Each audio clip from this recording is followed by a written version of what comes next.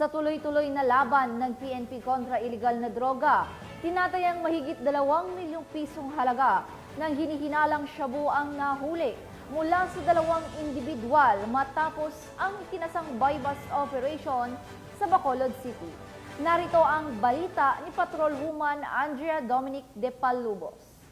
Higit sa 2.8 milyong halaga ng iligal na droga ang nakumpiska sa isinagawang buy-bust operation ng mga tauhan ng Bacolod City Police Station 4 sa 2 individual sa Paluchina Street, Capitol Heights 2, Barangay Villamonte, Bacolod City nitong ika-7 ng Hulyo taong kasalukuyan. Kinilala ni Police Captain Francis B. Di Pascuat, Officer in Charge ng Bacolod City Police Station 4 ang mga suspetsado na sina alias Rolly, 21 anyos at naitalagang high-value individual at alias Lorraine, 25 anyos, isang street-level individual at mga residente ng Barangay 1, Bacolod City. Nasamsam ng mga otoridad sa mga suspitsado ang 31 heat-sealed sachet at 2 knot-tied sachet ng mga hinihinalang shabu na may timbang na humigit kumulang sa 420 grams at may standard drug price value na 2,856,000 pesos. Ang mga sospek ay kasalukuyang nasa kustudiya ng Bacolod City Police Station 4 para sa tamang disposisyon at maharap sa kasong paglabag sa RA 9165 o ang Comprehensive Dangerous Drugs Act of 2002. Patuloy ang malakas na koordinasyon at pagtutulungan ng mga otoridad at ng komunidad sa syudad ng Bacolod upang labanan ang iligal na droga at matiyak ang kaligtasan at katahimikan sa mamamayan.